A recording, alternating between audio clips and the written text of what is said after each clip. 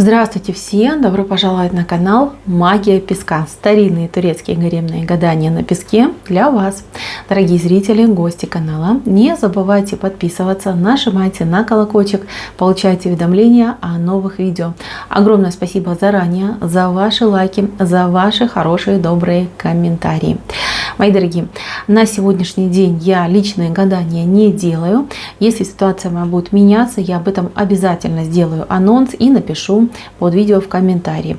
Поэтому, пожалуйста, ищите информацию нужную, полезную для вас через общие гадания. Тема сегодняшнего гадания звучит так: наши отношения. Что будет дальше? Если тема интересна, пожалуйста, присоединяйтесь к моему гаданию. Посмотрите на песочек, подумайте о себе, о своем любимом человеке. Мысленно либо вслух задайте такой вопрос: мои отношения, назовите его по имени. Что же будет дальше? Надеюсь, вы настроились. Я убираю Назар. Прошу высшие силы дать мне возможность ответить на все ваши вопросы и послать для вас только самую важную, самую нужную и самую полезную информацию. Давайте же посмотрим на ваши отношения.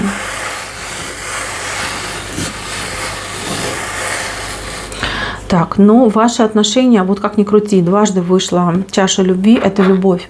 Любовь чистая, любовь верная, любовь, которая вызывает много зависти.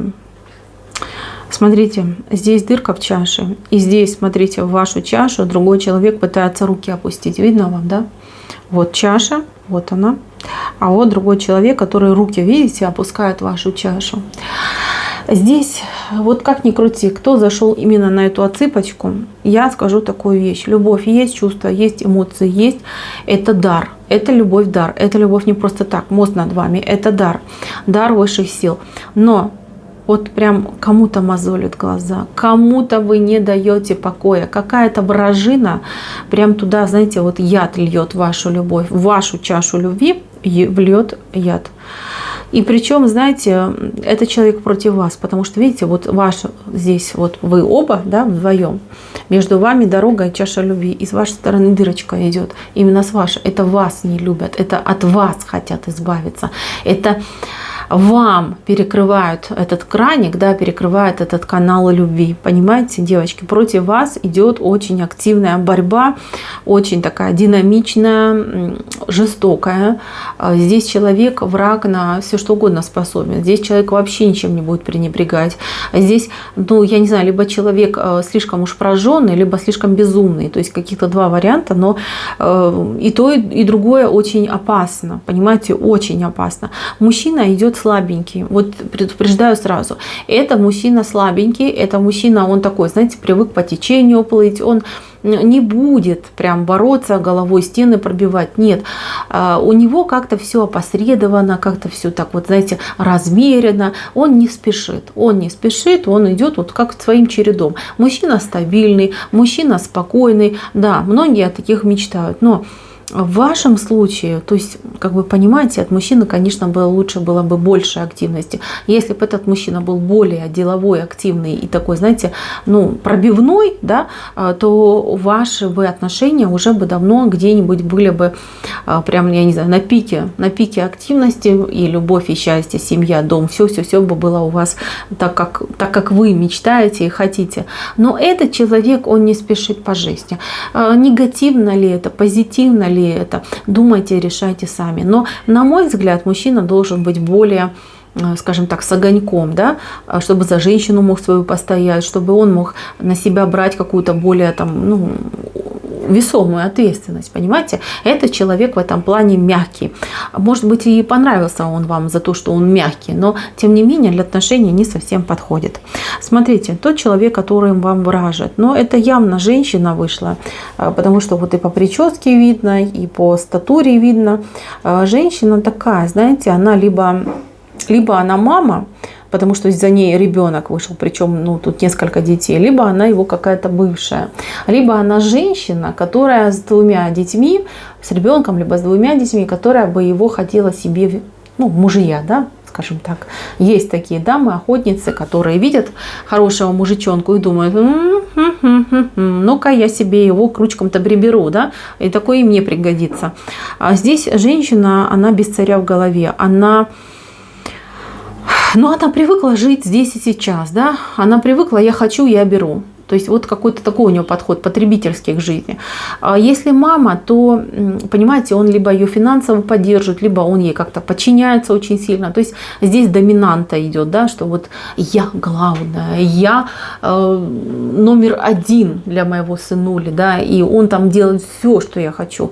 Ей скучно, она его зовет, ей там он мешает, она говорит, все, иди, не раздражай меня. В любом случае, то есть и поддержка, и финансовая, привези, отвези, подай, там, дай. То есть вот этот момент он ее, ну вот она ему говорит, вот я тебя родила, там 10 часов, там 20 часов тебя рожала, а ты вот мне там, извините, попой поворачиваешь. То есть какой-то шантаж еще идет.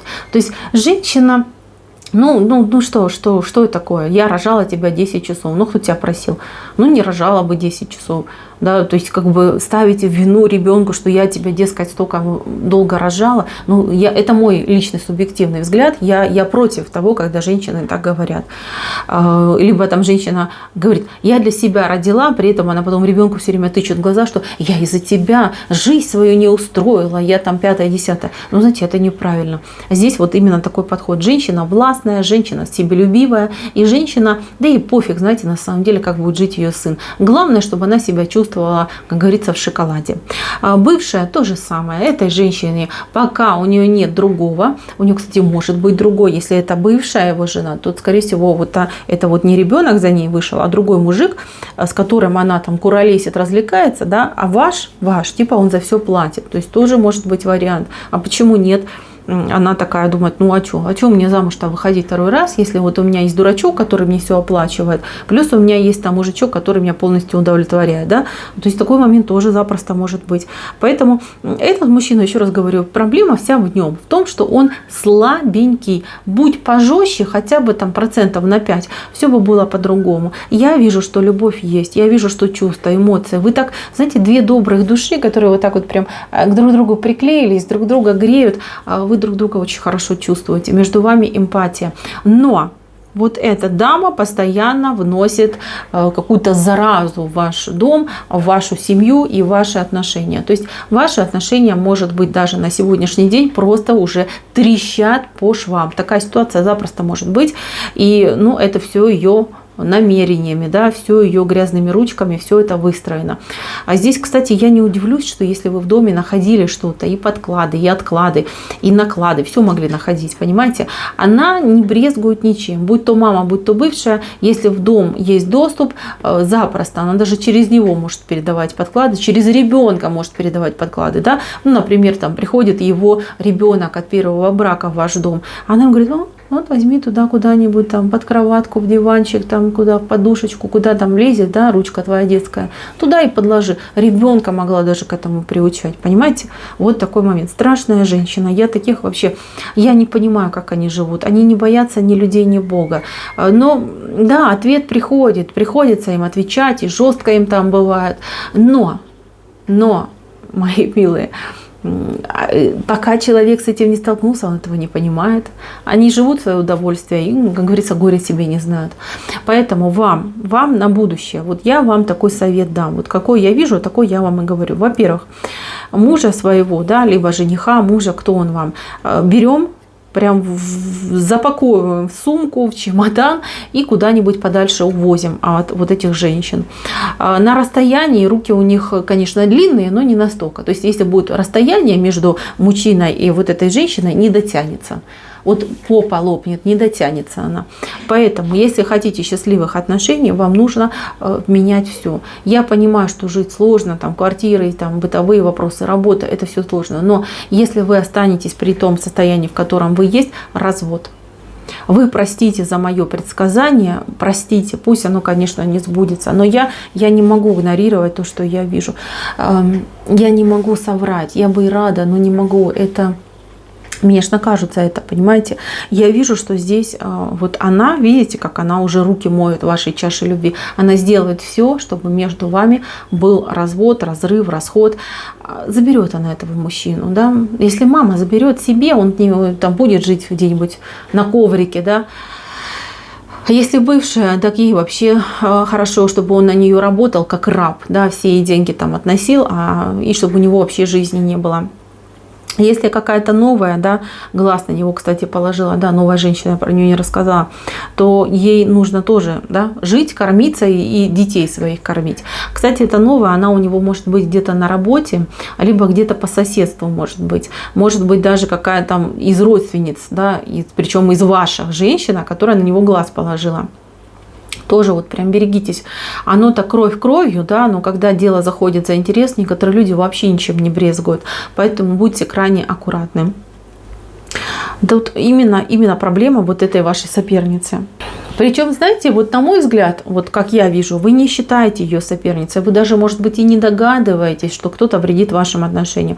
Может, у вас проблемы с мужем, да, либо с парнем, и вы думаете, ну, ты там какой-то несерьезный, что попало делаешь, а на самом деле вот здесь собака порылась, вот она, видите, вот прям главный рисунок, вот он вышел, он даже больше, чем вы вышли, понимаете, с вашей там любовью. Так что берегись, вот от этой женщины нужно избавляться. Здесь, кстати, булавки, чистки солью, на порог прям соли насыпьте, четверговой соли, и прям запретите этой соли пропускать плохих, негативных людей в ваш дом. И я вас уверяю, люди, которые, они прям и 5 минут у вас на пороге даже не простоят, не то чтобы в дом пойти. Девочки, защищайте себя, свою жизнь, свою любовь и свои отношения. Понятно, что это... Ну да, люди друг друга бесят. И не всегда вот такой ответ приходит, да, что это не мой там малохольный муж виноват, а кто-то другой. Но поверьте, да, вот именно это тут ситуация, что кто-то другой вам вредит. За спиной вашего мужа неприятности идут по жизни. Да, парень, муж, вот кто у вас, неприятности. И у вас, кстати, тоже может отыграться. Вот человек с сумкой уходит из вашей жизни. Понимаете, не дай бог, конечно. Хорошо, если уедет, а если другая ситуация. Вы знаете, вот этот негатив, он такой прям... Поток негатива идет в вашу сторону, на вашу семью. Ну как это, видите, в вашей чашке любви, да, она руки моет, в вашей чаше любви. Поэтому, мои дорогие, берегитесь этого момента. Уезжайте, уходите, меняйте локацию. Пусть она до вас не дотягивается, пусть она, извините, обломается, да, потому что по-другому не будет. Если все останется как есть, она же, понимаете, она ему навредит. У него 2 беды идет. Одна беда побольше, другая поменьше.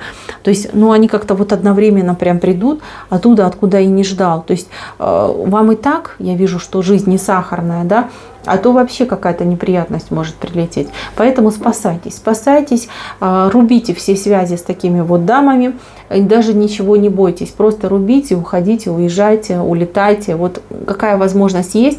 Вы же замечали, да, когда вы далеко от дома, где вы живете, у вас все хорошо, у вас прям как бабка пошептала, да, все спокойно становится, и друг друга понимаете. Как только вы возвращаетесь, и опять начинается какая-то жесть. Так, мои дорогие, я вас предупредила. На этом отсыпочка моя закончена. Спасибо за внимание. Всем пока-пока.